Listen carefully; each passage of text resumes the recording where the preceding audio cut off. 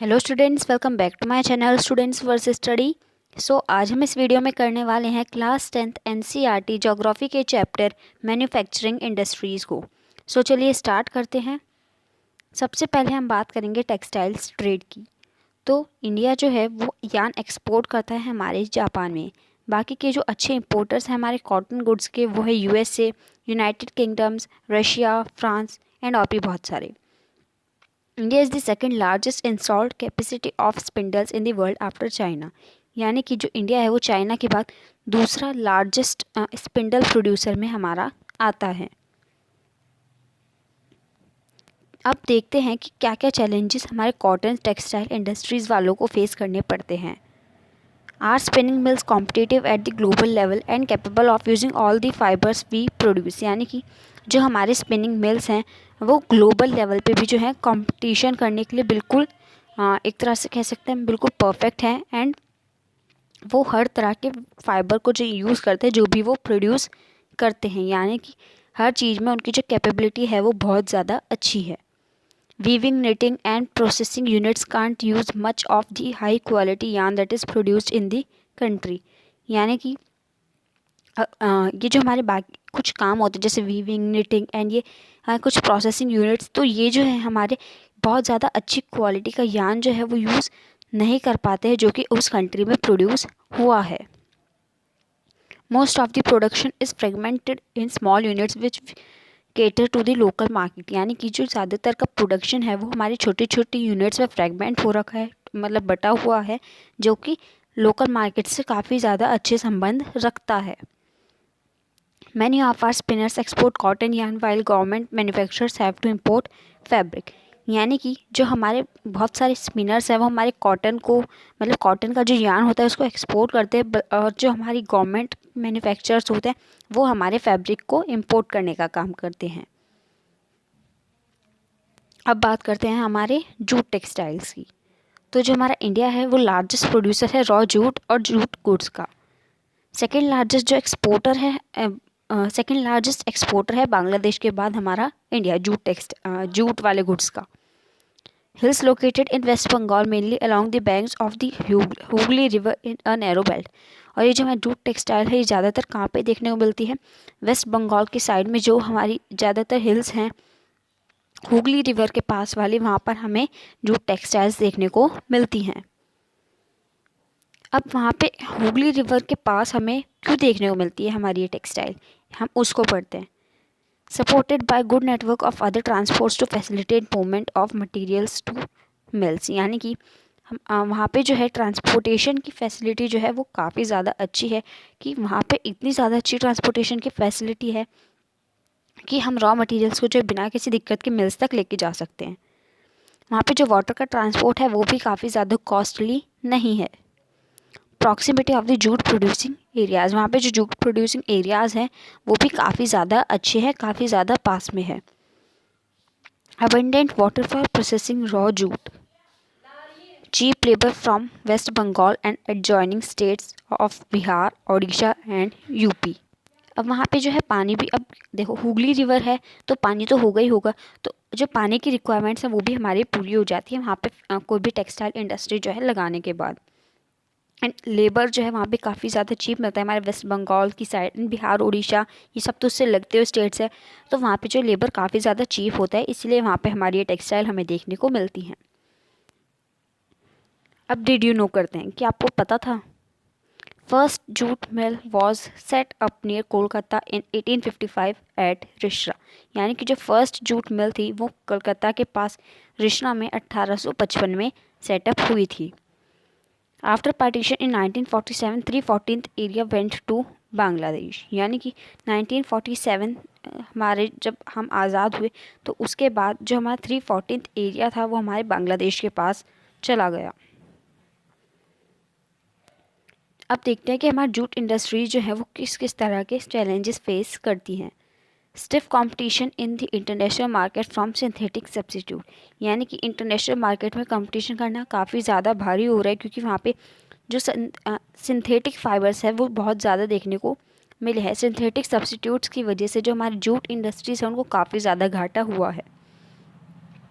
Competition from international competitors like Bangladesh, Brazil, Egypt and Thailand. Competition करना पड़ रहा है, वो भी ऐसे हमारे इंटरनेशनल कंपटीटर्स के साथ। अब वो देश कौन से? हमारे Bangladesh, Brazil, Egypt and Thailand, इनके साथ कंपटीशन करने में काफ़ी ज़्यादा दिक्कतें आ रही हैं। जो हमारी नेशनल जूट पॉलिसी थी वो आई थी 2005 में। Increase the demand and productivity, and इसके लॉन्च होने के बाद जो हमारी जूट की डिमांड और प्रोडक्टिविटी थी वो काफ़ी ज़्यादा इंक्रीज़ हो गई थी। एंड हमारी जो जूट पैकेजिंग था वो भी मैंडेटरी कर दिया गया था, उसको भी इम्पोर्टेंस देने लग गए थे लोग। अभी जैसे प्लास्टिक के हम पॉली बैग्स वगैरह देखते हैं, सो उस टाइम पे हमारे जूट के होने लगे थे। अब बात करते हैं हम शुगर इंडस्ट्री की। India is the second largest producer of sugar. जो इंडिया है वो सेकेंड लार्जेस्ट प्रोड्यूसर है शुगर का, बट फर्स्ट लार्जेस्ट प्रोड्यूसर है हमारे गुड़ एंड खंडसरी का। Raw materials used bulky and in haulage its sucrose content reduces. Mills located in UP, Tamil Nadu, Madhya Pradesh, Bihar. हमारे जो ये शुगर मिल्स हैं ये ज़्यादातर हमारे उत्तर प्रदेश, तमिलनाडु, मध्य प्रदेश, बिहार, इन सब में ज़्यादा देखने को मिलती है, बट जो ज़्यादातर का परसेंट है वो बिहार एंड यूपी का ही है। Industries idle for the cooperative sector. ये जो हमारी इंडस्ट्रीज़ हैं हमारे कोऑपरेटिव सेक्टर के लिए काफ़ी ज़्यादा आइडल मानी जाती हैं। कोऑपरेटिव सेक्टर क्या होता है ये आप मुझे कमेंट में बताना। Regions behind shift and concentration of mills in the southern and western states. यानी कि जो हमारे मिल्स हैं वो साउदर्न एंड वेस्टर्न स्टेट्स में ज़्यादा क्यों पाई जाती है, उसके लिए हमें रीजन्स यहाँ पे दिए गए हैं, वो एक बार उनको पढ़ लेते हैं। पहला है sugar cane produce there has a higher sucrose content. यानी कि जो हमारा शुगर केन है तो वहाँ का जो शुगर केन होता है उसके अंदर ज़्यादा सक्रोज कंटेंट होता है। सक्रोज कंटेंट का मतलब हम कह सकते हैं उसके अंदर का जो जूसी पार्ट है वो उसमें काफ़ी ज़्यादा मतलब कंसनट्रेटेड होता है वहाँ के गन्नों में, वहाँ के शुगर केन्स में। सो इसीलिए वहाँ पे जो है ये शिफ्ट हो गई हैं, हमारी मिल्स जो है वहाँ पे शिफ्ट हो गई हैं। अब वहाँ का जो क्लाइमेट है वो भी काफ़ी ज़्यादा अच्छा है, तो इसीलिए वहाँ पे हम शुगर केन को जो है ग्रो करना ज़्यादा अच्छा समझते हैं।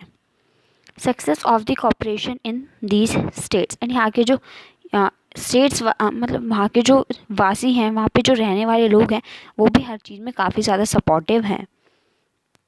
और ऐसा देखा गया है कि वहाँ पे जब भी मिल्स लगाई जाती है तो वहाँ पे उन्हें ज़्यादातर सक्सेस ही देखने को मिलता है।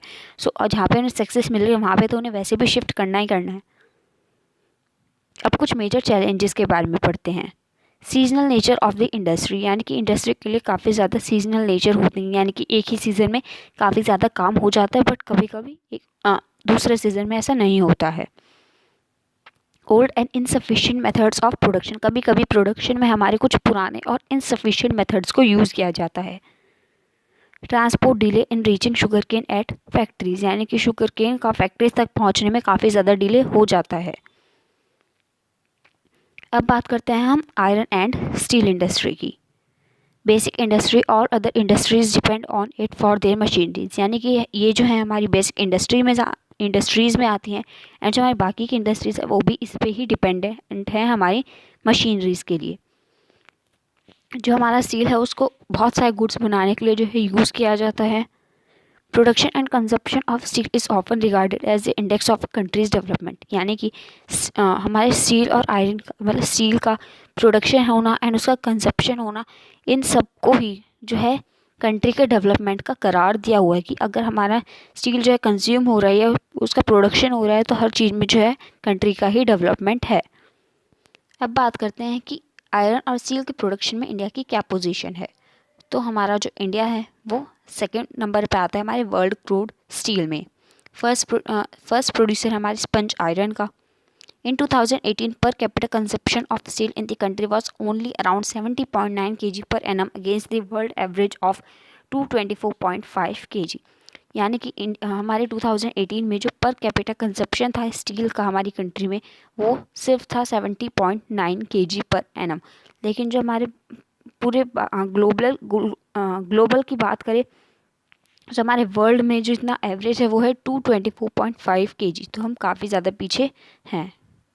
बहुत से जितने हमारे स्टील एंड आयरन के प्रोडक्ट्स होते हैं उनको जो है पब्लिक सेक्टर के अंडर में उनको बेचा जाता है, ख़रीदा जाता है, जैसे कि हमारा सेल हो गया steel authority of India limited, ये हमारी पब्लिक सेक्टर की ही एक एग्जाम्पल है।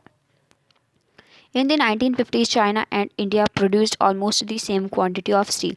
1950s की बात करें तो जो चाइना एंड इंडिया है वो दोनों ही सेम अमाउंट ऑफ स्टील जो है प्रोड्यूस कर रहे थे, लेकिन अब जो चाइना है वो लार्जेस्ट प्रोड्यूसर एंड कंज्यूमर है हमारे स्टील का। जो हमारी ज़्यादातर आयरन एंड स्टील इंडस्ट्रीज़ हैं हमें देखने को मिलती हैं छोटा नागपुर प्लेट्यू वाले रीजन में।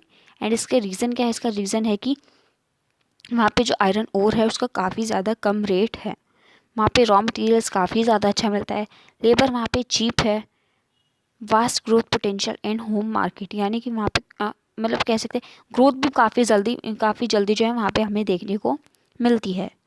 सो आई होप कि आपको ये सारे कॉन्सेप्ट्स क्लियर हो गए होंगे। Thanks for watching.